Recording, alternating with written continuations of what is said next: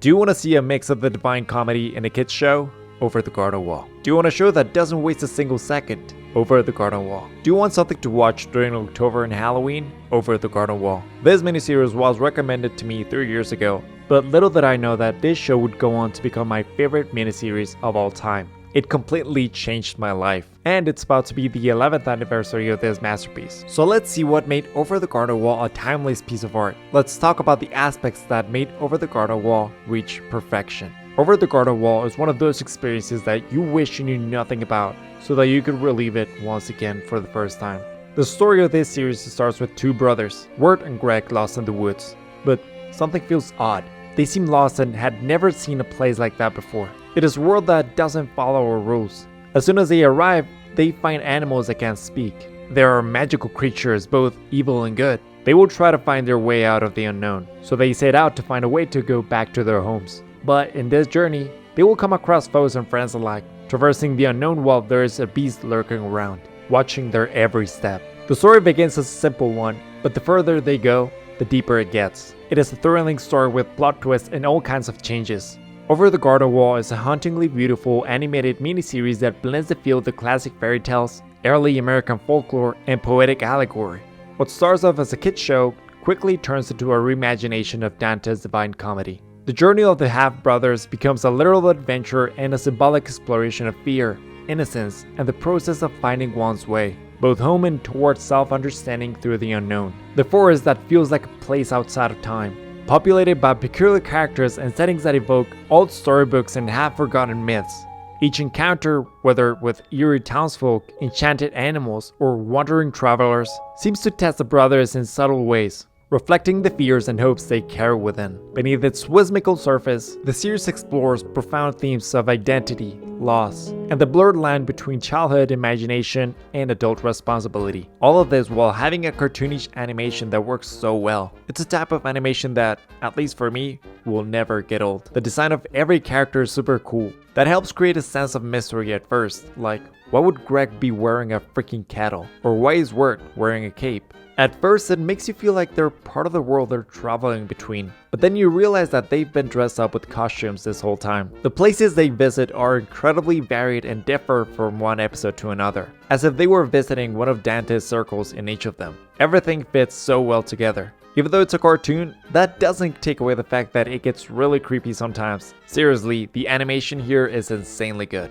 As much as I love this story, one of the reasons why it's so good has to do with the characters. I love each and every one of the characters in the series. I don't think we can talk about them without giving praise to the outstanding work of the voice actors. People like Elijah Wood, Melanie Lynskey, Colleen Dean, Chris Isaak, Christopher Lloyd. They were all insane in their roles. We have Wirt, an introverted teenager who knows it all, but is insecure about himself and makes mistakes just like all of us. The older brother, often doubting himself and worrying about the future. Our hopeless wanderer, with the soul of a hero. Then we have Greg, the most innocent, kind-hearted, talented, chubby little boy in this side of the county. Cheerful, imaginative, and guided by an unshakable sense of wonder. He's a real goat of these series. Thank you, Old Lady Daniels! Goodbye, Gregory.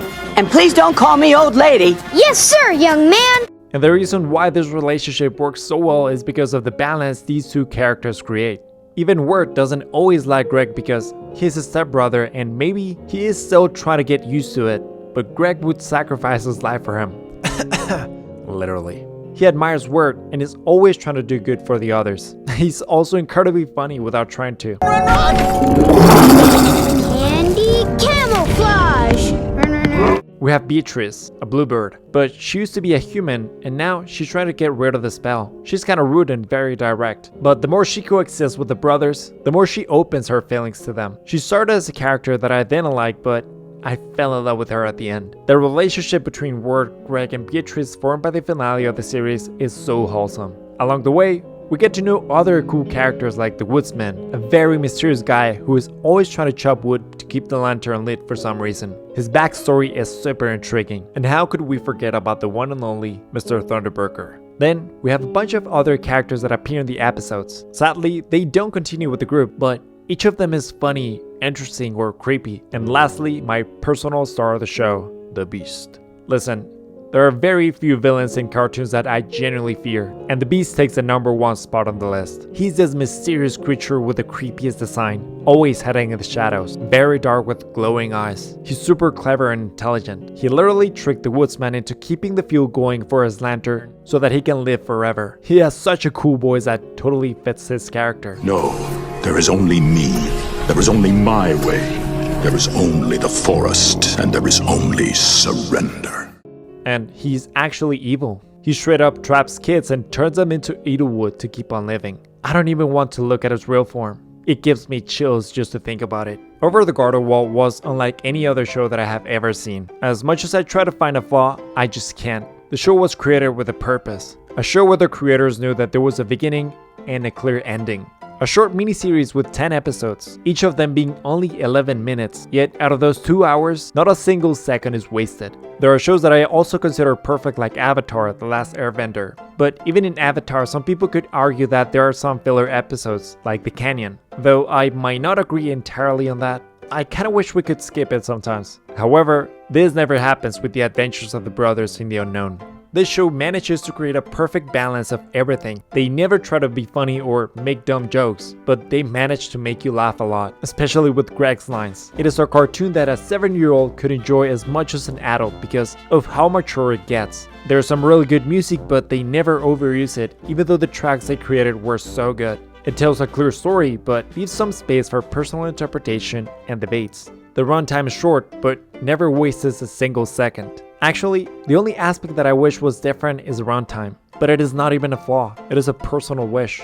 I do think the encounter with Adelaide could have been a little bit longer. They prepared the entire first part of the show trying to get to her, just for the witch to appear like 2 minutes. Maybe they could have written an entire episode with her, but like I said, it is a personal desire of mine, because I just want to see more of the show. I cannot blame them. Apart from that, this show nails every single aspect. I was never into reading that much, but funnily enough, one of the books that I have ever read is The Divine Comedy. That might sound a bit familiar to the fans of Over the Garden Wall, because there are so many references to this book in the series. In fact, the creators did confirm they had some inspiration from it. Of course it had to, because the similarities cannot be ignored. Two travelers going into the unknown, progressing each episode to a completely different place, having a guide named Beatrice, the brothers getting 2 coins to get on the boat and traverse the river, the countless theories about the episodes representing each scene and places in the book, it's just undeniable. As much as I love these theories, I do think we should watch the series as its own creation. Like, I don't believe that every episode and every little frame have to do something directly. Like the creator said,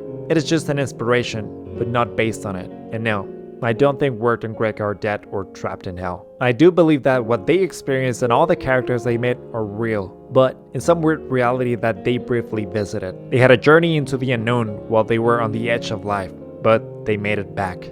They can't be dead, right? Come on, please don't tell me that.